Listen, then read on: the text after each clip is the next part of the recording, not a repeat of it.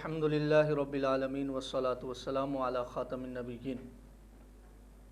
وعلی آلہ واصحابہ اجمعین اما بعد فاعوذ باللہ من الشیطان الرجیم بسم اللہ الرحمن الرحیم وَإِن كُنتُم فِي رَيْبٍ مِّمَّا نَزَّلْنَا عَلَىٰ عَبْدِنَا فَأْتُوا بِسُورَةٍ مِّن مِّثْلِهِ وَادْعُوا شُهَدَاءَكُم مِّن دُونِ اللَّهِ إِن كُنتُمْ صَادِقِينَ فَإِن لَّمْ تَفْعَلُوا وَلَن تَفْعَلُوا فَاتَّقُوا النَّارَ الَّتِي وَقُودُهَا النَّاسُ وَالْحِجَارَةُ أُعِدَّتْ لِلْكَافِرِينَ۔ معزز ناظرین، جیسا کہ آپ اس بات کا بخوبی علم رکھتے ہیں کہ ہم نے یہ ترتیب وار قرآن مجید کی تفسیر کا پہنچانے کا جو ذمہ ہے یہ اللہ رب العزت کی توفیق سے اپنے سر اٹھایا ہے، اور اسی سے توفیق بھی مانگتے ہیں کہ اللہ رب العزت ہمیں یہ کام کرنے کی اور اس طرح پیغام جو ہے اس کو پہنچانے کی توفیق عطا فرماتا رہے۔ اللہ رب العزت نے سورۃ البقرہ جو ہے اس کی جو آیاتیں تلاوت کی ہیں، ان آیتوں میں ایک پیغام دیا ہے اور پیغام کے ساتھ ساتھ ایک چیلنج بھی کیا ہے، اور وہ چیلنج ایسا ہے کہ جو بندہ مومن ہے اس کو پڑھ کر اس کے ایمان میں تازگی آتی ہے، چاشنی اور لطف اسے آتا ہے، اور جو کفار ہے ان پر دھاک بیٹھتی ہے، ہیبت زدہ ہو جاتے ہیں اور خوف زدہ ہو جاتے ہیں، ڈر جاتے ہیں۔ اللہ رب العزت نے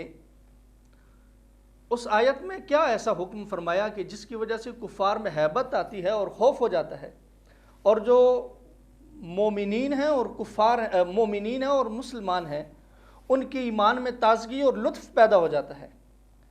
اللہ رب العزت نے فرمایا وَإِن كُنتُم فِي رَيْبٍ مِّمَّا نَزَّلْنَا عَلَىٰ عَبْدِنَا، اگر تمہیں شک ہے اس پر جو ہم نے نازل کیا ہے عَلَىٰ عَبْدِنَا، اپنے بندے پر، فَأْتُوا بِسُورَةٍ مِّن مِّثْلِهِ،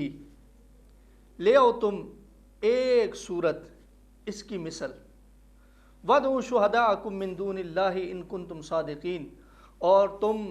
بلا لو اپنے تمام مددگاروں کو اللہ کے علاوہ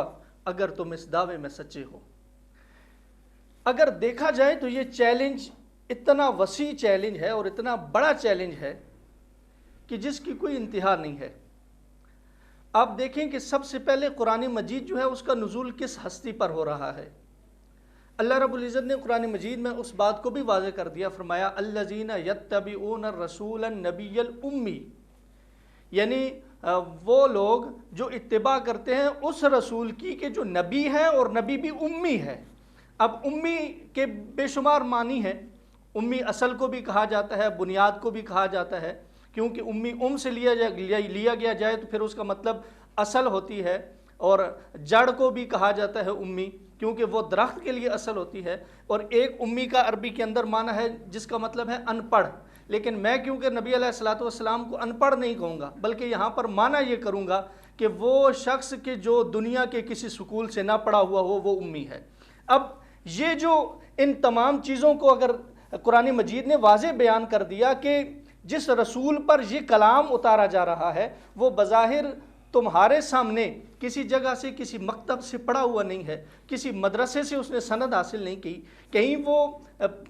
سیکھنے کے لیے نہیں گیا، لیکن اس کے باوجود بھی وہ ایک ایسا کلام پیش کر رہا ہے جس کا حسن اور خوبصورتی اتنی ہے کہ کائنات جب تک باقی ہے اس کا چیلنج بھی باقی ہے، فَأْتُوا بِسُورَةٍ مِّن مِّثْلِهِ، کہ صرف ایک سورت لے کے آؤ، اس کے مقابلہ میں صرف ایک سورت لے کے آؤ۔ لیکن وہ تمام اللہ رب العزت نے پھر اگلی آیت میں بڑے خوبصورت انداز سے فرما بھی دیا فَإِن لَّمْ تَفْعَلُوا، بس اگر تم نہ کر سکو، وَلَن تَفْعَلُوا، اور ہرگز تم نہیں کر سکو گے۔ اور یہاں پر بھی یہ کمال ہے، اللہ رب العزت نے الفاظ بیان فرما کے کمال کر دیا فَإِن لَّمْ تَفْعَلُوا، اگر تم نہ کر سکو، وَلَن تَفْعَلُوا، ہرگز تم نہ کر سکو گے۔ یہاں پر مضارع کے اوپر جو ہے یہ نفی تاکید لن کے ساتھ ہے، تو یہ معنی دیتی ہے کہ مستقبل کے اندر کبھی بھی ایسا ہو ہی نہیں سکتا کہ یہ چیلنج پورا کیا جا سکے۔ فَاتَّقُوا النَّارَ الَّتِي، بس ڈرو تم اس آگ سے کہ جس کا اللہ رب العزت نے وقودها الناس والحجارہ، کہ جو اللہ رب العزت کہ بھڑکائی ہوئی ہے، اور وقودها الناس والحجارہ، اس کا ایندھن جو ہے وہ لوگ بھی ہیں اور پتھر بھی ہیں، اعدت للکافرین، وہ تیار کی گئی ہے کافروں کے لیے۔ معزز سامعین، جب کلام نبی علیہ الصلوۃ والسلام نے یہ قرآن مجید سنایا اہل عرب کو، تو بے شمار شعراء اور بے شمار ادیب جو تھے وہاں موجود تھے، لیکن اس کے باوجود بھی کبھی کسی نے یہ نہیں کہا کہ یہ میں قرآن کی مثل لے کر آیا ہوں، میں قرآن کی طرح کا جو ہے وہ کلام پیش کر سکتا ہوں، کبھی کسی نے ایسا نہیں کہا۔ میں انشاءاللہ اس کے اوپر گفتگو تھوڑی دیر بعد کروں گا کہ قرآن مجید میں کیا کیا چیلنج پیش آئے اور کس کس کافر نے جو ہے وہ اس بات کی گواہی دی کہ یہ کلام کہیں کسی عام ہستی کا کلام ہے ہی نہیں ہے، یہ کوئی ایسی ذات ہے کہ جس کا تعلق مخلوق سے ہے ہی نہیں ہے، جو خالق بھی ہے، مالک بھی ہے، رازق بھی ہے، اور جو علیم بذات الصدور بھی ہے، اور جو دلوں کے ہر چیز کو جانتا بھی ہے، ہر راز کو جانتا ہے اور ہر چھپی ہوئی بات کو جانتا ہے۔ اس کی ایک مثال یہ ہے کہ جب سورۃ الکوثر حضرت سیدنا علی المرتضیٰ رضی اللہ تعالیٰ عنہ حج کے موقع پر آپ سورۃ الکوثر جو ہے اس کو خانہ کعبہ شریف کے ساتھ لٹکا کر آگے۔ اب جب آپ نے اس کو خانہ کعبہ کے ساتھ لٹکایا تو آپ دیکھیں کہ یہ بھی ایک چیلنج تھا۔ وہاں پر اہل عرب جو تھے وہ کرتے یہ تھے کہ جب بھی کسی شاعر کا کوئی کلام عمدہ ہوتا یا اس کے اندر حسن پایا جاتا، یا وہ یہ سمجھتا کہ یہ جو میرا کلام ہے اس کی مثل کوئی کلام نہیں ہے، تو پھر وہ کرتا یہ کہ اپنے کلام کو کعبہ شریف کے دروازے کے ساتھ لٹکا دیا کرتا تھا، اور یہ کہتا تھا کہ اگر کوئی ہے ایسا جو حج پر آیا ہو اور میرے جیسا کلام پیش کرے تو کر دے۔ تو وہاں ایک کھلا چیلنج ہوتا تھا جو اہل زبان کے لیے ایک بہت بڑا چیلنج ہوتا، لیکن اگر کوئی کلام نہ پیش کرتا تو پھر اس کا کلام جو ہے وہ عظیم ہو جاتا اور وہ شعراء میں سے ایک گنا چنا اور عظیم شاعر مانا جاتا تھا۔ اسی وجہ سے عربی کے اندر سبع معلقہ پڑھائی جاتی ہے کہ جو 7 وہ شعراء ہیں کہ جن کا کلام کعبہ شریف کے اوپر لٹکایا گیا دروازے کے اوپر، ان میں سے اس کی مثل جو ہے وہ پیش کرنا ناممکن تھی۔ ان میں سے ایک شاعر تھا جن کا نام لبید ہے، یہ بعد میں نبی علیہ الصلوۃ والسلام کے صحابی بن گئے۔ اس وقت یہ جب حج کرنے کے لیے آئے تو انہوں نے دیکھا کہ سورۃ الکوثر جو ہے یہ کعبہ شریف کے دروازے پر لٹکی ہوئی ہے۔ جب انہوں نے یہ دیکھا کہ یہ کعبہ شریف، حیران ہوئے اور کہنے لگے کہ یہ کون ایک نیا آ گیا ہے کہ جو ہمارے مقابلے میں اب کلام لکھنے شروع ہو گیا ہے۔ جب انہوں نے کعبہ شریف کے چکر لگانے شروع کیے، چکر لگاتے رہے، لیکن ساتھ سوچتے رہے کہ اس کی مثل میں کوئی کلام جو ہے وہ لے آؤں اور کوئی کلام اس کے نیچے لکھ دوں اور انہیں بتا دوں کہ جس نے یہ چیلنج کیا ہے اس کا کلام جو ہے وہ میرے کلام کے سامنے ہیچ ہے اور کم ہے۔ لیکن 7 چکر مکمل ہوئے، لیکن ان کے ذہن میں نہ کوئی ایسا مصرع آیا، نہ کوئی ایسا فصاحت والا کلمہ آیا، اور نہ ہی کوئی ایسی بلیغ گفتگو آئی۔ تو جب یہ 7 چکر لگا چکے تو اس وقت یہ لکھنے پر مجبور ہو گئے کہ ما ھذا کلام البشر۔ اس وقت یہ حالت کفر میں تھے اور ما ھذا کلام البشر لکھا، کہا کہ یہ جو انا اعطیناک الکوثر لکھا ہے، فصلی لربک وانحر یہ لکھا گیا ہے، ان شانئک هو الابتر لکھا گیا ہے۔ فرمایا ما ھذا کلام البشر، ایسا کلام کسی بشر کو پیش کرنا یہ ناممکن ہے اور یہ ناممکنات میں سے ہے۔ معزز سامعین، اب یہ وہ شخص کہہ رہا ہے کہ جس کی بلاغت انتہا کو پہنچی ہے، جس کی فصاحت انتہا کو پہنچی ہے، اور یہ ان شعراء میں سے ہے کہ جو 7 شاعر جن کے کلام کو اہل عرب جو ہے وہ اپنے لیے سند سمجھا کرتے تھے اور اپنے لیے جو ہے وہ اس کو پڑھنا اعزاز سمجھا کرتے تھے۔ تو معزز سامعین، فقط یہاں ہی نہیں بلکہ نبی مکرم صلی اللہ تعالیٰ علیہ وآلہ وسلم نے ایک دفعہ ایسا ہوا کہ ولید بن مغیرہ، ہر شخص اس کے کفر کو تو جانتا ہی ہے، لیکن اس کے بارے میں آتا ہے کہ ہوا ایسا کہ یہ شخص جو تھا، کیونکہ اہل عرب کا سردار جو تھے چند ان میں سے ایک تھا اور عمر میں بھی بہت آگے تھا اور فصاحت و بلاغت میں بھی یہ مانا ہوا تھا، کسی بھی شاعر کا کلام یہ پرکھ لیا کرتا تھا کہ یہ کتنا عظیم ہے اور کتنا اعلیٰ ہے۔ نبی مکرم رحمت کونین صلی اللہ تعالیٰ علیہ وآلہ وسلم نے ایک دفعہ سورۃ الطور کی تلاوت کی۔ آپ نے جب سورۃ الطور کی تلاوت کی تو یہ حیران و پریشان ہو گیا۔ آپ نے پڑھا والطور وکتاب مستور فی رق منشور والبیت المعمور والسقف المرفوع والبحر المسجور۔ جب ایسے الفاظ اور ان کا سجا اور ان کا قافیہ اور خوبصورت کلام جب اس نے یہ سنا تو یہ کہنے پر مجبور ہو گیا، کہنے لگا کہ محمد، آپ کو میں مانتا تو نہیں ہوں، آپ کو پہچانتا تو نہیں ہوں، ہاں شخصی اعتبار سے تو پہچانتا ہوں، رسول ہونے کے اعتبار سے آپ کو میں نہ جانتا ہوں نہ مانتا ہوں، لیکن جو آپ کلام پڑھ رہے ہیں، جو آپ کی زبان سے نکل رہا ہے، اس کی مثل لانا جو ہے وہ کسی عربی کے بس کی بات نہیں ہے۔ معزز سامعین، یہ وہ لوگ کہہ رہے ہیں کہ جو فصاحت و بلاغت میں مانے ہوئے تھے، کہ جن کا فصاحت و بلاغت اوڑھنا بچھونا تھا۔ یہ بھی یاد رکھیں، یہاں پر ایک بات کرتا چلوں کہ میں نے چند یہ مثالیں اہل عرب کی پیش کی ہیں، دنیا میں اور دیگر جو مثالیں ہیں ان کی طرف بھی چند میں مثالیں پیش کر کے کہ یہ قرآن مجید جو ہے اس کو اللہ رب العزت نے معجزہ، سائنسی معجزہ بھی بنایا ہے۔ اہل عرب کی مثالیں کیوں پیش کی؟ آپ اگر پچھلے حالات، ماضی کو نکالیں اور ماضی کی جو ہے وہ ورق گردانی کریں، تاریخ کی ورق گردانی کریں، تو اس پر آپ کو ملے گا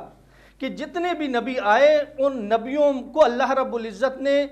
اس زمانے کے مطابق معجزہ عطا فرمایا۔ آپ دیکھیں کہ سیدنا صالح علیہ السلام سے اللہ رب العزت نے ان کے ہاتھ سے ایک معجزہ کروایا، اور وہ تھا کہ